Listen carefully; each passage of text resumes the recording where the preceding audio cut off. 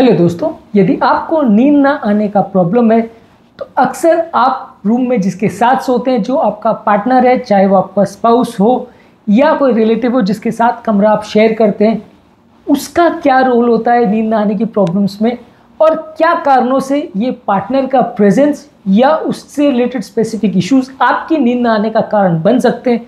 आज ये सारे एस्पेक्ट्स पर डिस्कस करेंगे ताकि आप इस इम्पॉर्टेंट एस्पेक्ट को भी ना भूल जाएं। अक्सर होता ये है कि हम अपनी हेल्थ पर और अपनी बीमारियों पर और अपनी आदतों पर तो वर्क करते हैं, लेकिन अपने पार्टनर को इग्नोर कर देते हैं, उससे रिलेटेड प्रॉब्लम्स को इग्नोर कर देते हैं और ये हमारी नींद की बड़ी प्रॉब्लम बन जाता है। आज हम बात करेंगे पार्टनर रिलेटेड क्या इश्यूज हो सकते हैं जिसकी वजह से किसी और व्यक्ति की नींद खराब हो जाए और कैसे हम इन्हें सॉर्ट आउट करेंगे। इसमें हर एक पॉइंट बहुत ज़्यादा इंपॉर्टेंट है और हर एक पॉइंट के साथ ही साथ हम उसकी स्पेसिफिक रेमेडी भी डिस्कस करेंगे और लास्ट में हम एक टेक होम मैसेज भी आपको देंगे। इसलिए टॉपिक को बीच बीच में से ही पूरा देखें ताकि आपको ज़्यादा समझने को आए। टॉपिक पर जाने से पहले जो लोग हमारे चैनल पर नए हैं उन्हें रिक्वेस्ट करूँगा कि चैनल को सब्सक्राइब करें ताकि इंपॉर्टेंट और साइंटिफिकली करेक्ट इन्फॉर्मेशन के लिए आपको भटकना नहीं पड़े और आप मिस इन्फॉर्मेशन का शिकार ना हो जाए।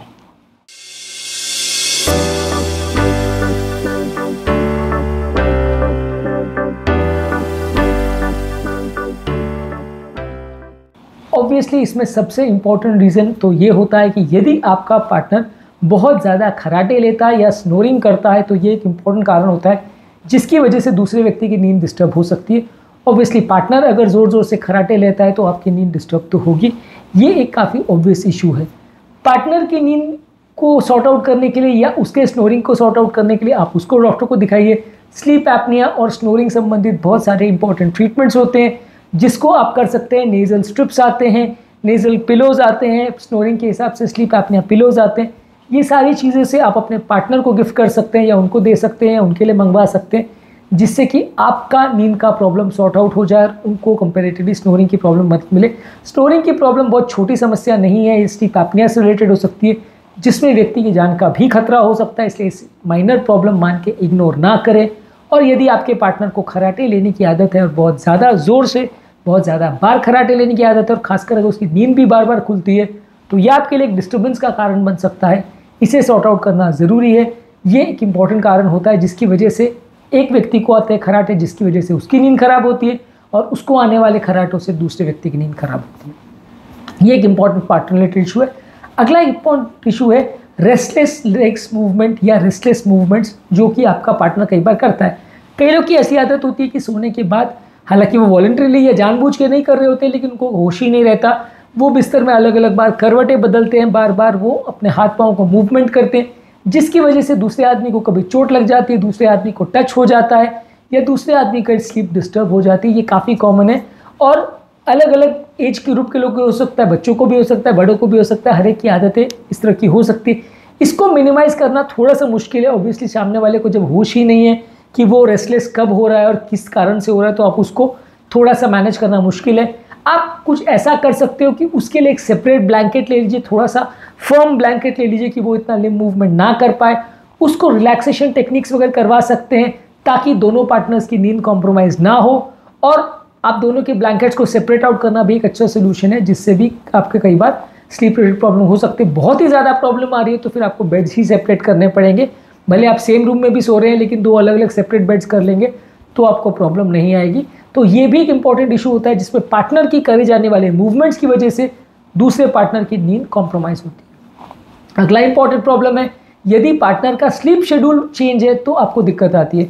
मान लीजिए आप 10 बजे सोते हैं लेकिन आपका पार्टनर 12 बजे सोता है, तब तक वो 2 घंटे तक मोबाइल देख रहा है, टीवी देख रहा है, तो कंटिन्यूसली आपको आवाज़ें आ रही है जिससे आप डिस्टर्ब हो रहे हो।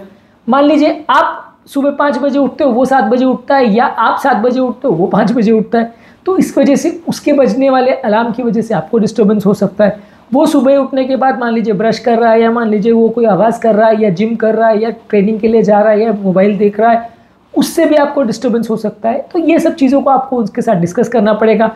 या तो आप दोनों के स्लीप शेड्यूल्स को मैच करवाना पड़ेगा कि दोनों सेम टाइम पे सोने को जाएं, या आपके पार्टनर को समझाना पड़ेगा कि उसकी एक्टिविटीज़ की वजह से आपको प्रॉब्लम हो सकती है। अगर वो लाइट जला के बैठा हुआ है तो आपको नींद ना ऐसा हो सकता है, तो आप उसके लिए ईयर मास्क ले सकते हैं। अगर वो मोबाइल देख रहा है तो वो ईयर प्लग्स वगैरह का प्रयोग कर सकता है जिससे कि आपको आवाज़ नहीं आए, या आप ईयर मफ्स का प्रयोग कर सकते हैं जिससे कि आपको आवाज़ नहीं आए। अगर अलार्म्स वगैरह यूज़ कर रहे हैं तो इस तरह के अलार्म्स यूज़ करें कि आपको दूसरे की नींद को डिस्टर्ब ना करना पड़े, या मान लीजिए अलार्म्स का ही प्रयोग ना करें, कुछ और तरीका निकाल लें। तो इस तरह से आप एक दूसरे की नींद को डिस्टर्ब ना करेंगे और दूसरे की नींद बेटर वे में मैनेज हो पाएगी। तो अलग अलग व्यक्ति के अलग अलग टाइम शेड्यूल्स भी एक इंपॉर्टेंट कारण होता है, जिसकी वजह से दूसरे व्यक्ति की नींद कॉम्प्रोमाइज़ होती है। उसकी की जाने वाली एक्टिविटीज़ को अगर मैनेज किया जाए तो इस प्रॉब्लम को कम किया जा सकता है। अगला इंपॉर्टेंट इशू है अलग अलग व्यक्ति की अलग अलग टेम्परेचर प्रेफरेंस।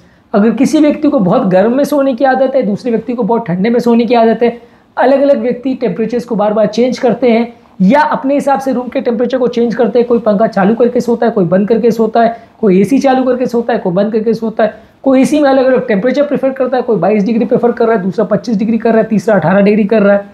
तो इसकी वजह से दूसरे की नींद कॉम्प्रोमाइज़ हो सकती है। तो आपको इसमें भी डिस्कस करने की आवश्यकता है कि टेम्परेचर एक कॉमन एडजस्टमेंट कर लीजिए कि लगभग अगर उसको 25 डिग्री पसंद है, दूसरे को 18 डिग्री पसंद है, तो 22 डिग्रीज पे आप एडजस्टमेंट कर लीजिए, कॉम्प्रोमाइज़ कर लीजिए कि लगभग इतना अच्छा है।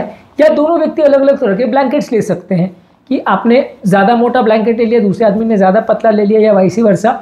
जिसको ज़्यादा गर्मी या ठंड लगती है उसके हिसाब से आप अपने टेम्परेचर को एडजस्ट कर सकते हैं। या अगर कमरे में डुअल जोन की फैसिलिटी हो कि अलग अलग जोन्स में अलग अलग टेम्परेचर्स आएँ, वैसा कुछ अगर उस प्रॉब्लम हो तो सॉर्ट आउट वैसे भी किया जा सकता है। कारों में तो आजकल डुअल जोन एसी आने लगे हैं, घरों में एसी इतने डुअल जोन नहीं आते हैं, पर अगर इस तरह की कोई फैसिलिटी हो तो इससे भी फ़ायदा मिल सकता है। इसके अलावा अलग अलग व्यक्ति की अलग अलग बेड टाइम हैबिट्स होती हैं। जब दोनों व्यक्ति साथ में नहीं सोते हैं, तो एक व्यक्ति मान लीजिए उसको सोने से पहले खाने की आदत है तो डिस्टर्ब कर सकता है, सोने से पहले टीवी देखने की आदत है तो डिस्टर्ब हो सकता है, सोने से पहले नहाने की या एक्सरसाइज करने की या कुछ और मोबाइल देखने की अगर आदत है तो वो दूसरे के लिए स्लीप फ्रेंडली एनवायरनमेंट नहीं क्रिएट करता है, दूसरे के लिए प्रॉब्लम्स क्रिएट करता है, दूसरे को नींद ना आने का प्रॉब्लम उससे हो सकता है। ये चीज़ों को भी आपस में डिस्कस करके और क्या चीज़ों से प्रॉब्लम हो रही है, ये सारी चीज़ों को आप सॉर्ट आउट कर सकते हैं, जिससे कि आपका ओवरऑल नींद का एनवायरनमेंट बेटर हो और दूसरे व्यक्ति की नींद डिस्टर्ब ना हो। इसके अलावा दूसरे व्यक्ति से होने वाले स्ट्रेस और रिलेशनशिप इश्यूज भी इसमें प्रॉब्लम कर सकते हैं।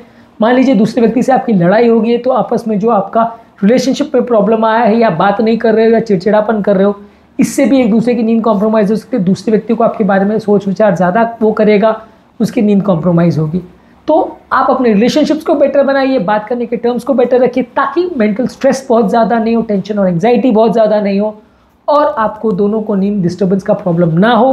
रिलेशनशिप्स को भी बेटर वे में मैनेज करेंगे, या किसी रिलेशनशिप काउंसलर से आप मिलोगे तो वो आपके आपस के बीच के डिफरेंसेस को सॉर्ट आउट करने में मदद करेगा। तो इससे भी आपको थोड़ी मदद मिलेगी और इससे भी आपके आपस के इश्यूज सॉर्ट आउट हो सकते हैं। ऑब्वियसली इसमें कोई ब्लैंकेट स्टेटमेंट नहीं हो सकता, क्योंकि हर व्यक्ति के यहाँ सेपरेट इश्यूज हो सकते हैं, सेपरेट प्रॉब्लम्स हो सकते हैं, झगड़े के सेपरेट कारण हो सकते हैं। तो एक एक इंडिविजुअल कारण को अपने हिसाब से आपको मैनेज करना पड़ेगा, कॉम्प्रोमाइज़ करना पड़ेगा, ताकि इस दौरान आपका स्लीप शेड्यूल कॉम्प्रोमाइज़ नहीं हो और इस दौरान आपस में चिड़चिड़ापन या वैमनस्य ना हो और आपका ओवरऑल स्लीप पैटर्न कॉम्प्रोमाइज़ नहीं हो, सोते वक्त बहुत ज़्यादा एंग्जाइटी ना हो। तो आज के टॉपिक का टेक होम मैसेज है कि दूसरे पार्टनर की आदतों और हरकतों की वजह से भी कई बार नींद कॉम्प्रोमाइज़ होती है।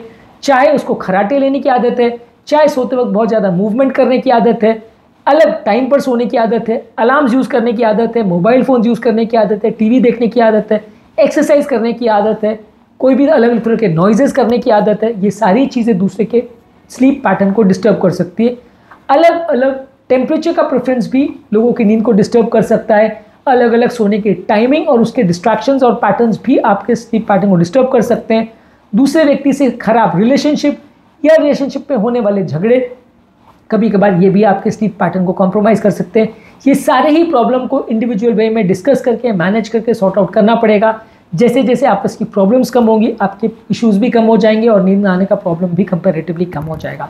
तो इसका मतलब ये है कि नींद ना आने की प्रॉब्लम में सिर्फ आप अपने से रिलेटेड बीमारियों को और अपने से रिलेटेड दवाइयों को ही मैनेज करोगे तो काम नहीं चलेगा। आपके पार्टनर से रिलेटेड स्पेसिफिक इश्यूज़ को भी ध्यान देने की ज़रूरत है। ये भी आपके नींद के लिए प्रॉब्लम बन सकते हैं और उनको अगर आप सॉर्ट आउट नहीं करोगे तो आपकी नींद भी कॉम्प्रोमाइज़ होगी और कई बार आपके पार्टनर की भी नींद कॉम्प्रोमाइज़ होगी। आज के टॉपिक का टेक होम मैसेज यही है। उम्मीद करूंगा कि आज के टॉपिक में कुछ नई बातें जानने को मिली होगी।